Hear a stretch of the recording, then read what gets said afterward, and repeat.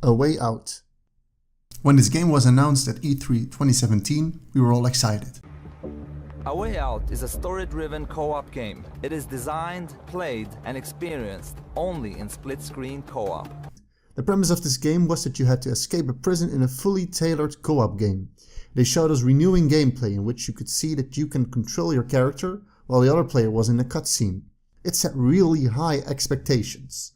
So, now that the game is out and I fully played through it, has it been able to live up to those expectations? Nope.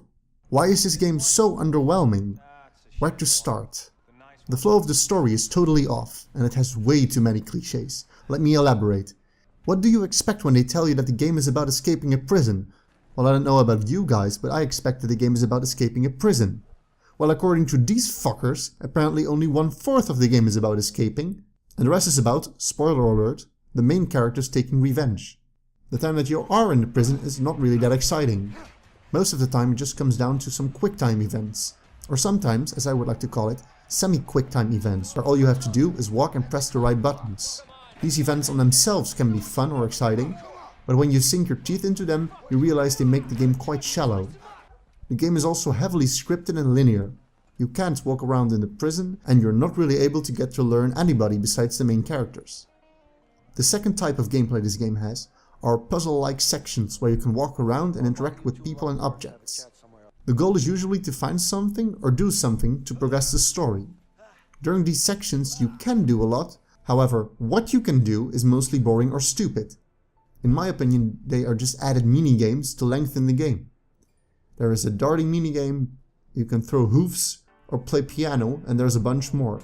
These can be fun, but it's just a shame that the game feels so limited and restricted in terms of exploration, while they did decide to spend time making these minigames, when they could have added some more depth to the game. The last kind of gameplay are the epic action sequences where you have to escape, drive, run, shoot, or do other kinds of exciting stuff. These sequences are a lot of fun, and are about the only reason the game can be found entertaining. As for the story, as I mentioned before, only 1/4 of the game is about escaping the prison. The rest seems like more crap to lengthen the game. There's a part where you have to repair a car, which takes forever. There is this part where you have to catch fish, which adds nothing in terms of story. You have to bond with your boring son. You're forced to learn about both your backstories, which, quite frankly, I didn't really care about. For Leo, I think that mostly has to do with the way Leo was introduced.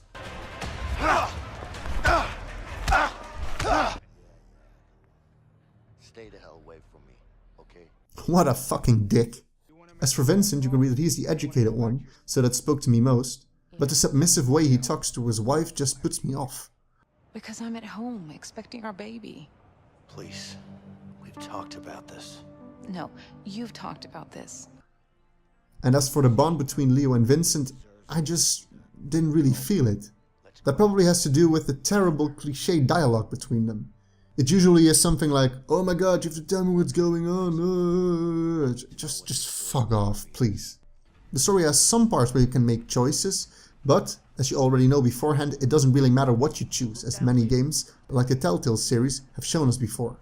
This led to me mostly picking the one that would be funniest to see. So at this point in the game, it was really hard for me to get through it. I had read online that the ending would be very disappointing, so I didn't have high hopes. However, some things were quite good about the ending, and some sucked dick. I won't spoil it, but let me give you a sense of what the ending is like. For about half an hour you think the game is over, but it keeps going on. I had never experienced something like that before, and it was rather annoying. It does get interesting at the end, but at some point during the ending I was thinking to myself, God, just fucking end now, Jesus fucking Christ. And that is not something you want as a game that's solely about the story. So, what can we say about this game? This game is below expectation. It has great action sequences, but that's about it. The only thing new in terms of gameplay is being able to walk around while the others in a cutscene. The rest is just boring, repetitive crap, like quick-time events and basic puzzle solving. The story is too less about the prison and too much about other random shit. It has an interesting ending, but it is too long, making not even the ending fun. The dialogue is cliché. There's nothing really interesting to learn about in this game in terms of characters.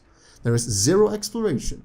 And the only reason why the game is 5.5 hours long is because of the extra non-content they added to lengthen the game. The only reason this game was kind of fun was because I was goofing around most of the time with the friend I played this with. I give this game a 6 out of 10. I'm very disappointed. Hey guys, thank you very much for watching. If you enjoyed this video, why not leave a like? And if you want to see more of my content, be sure to click that subscribe button. And I'll see you next time.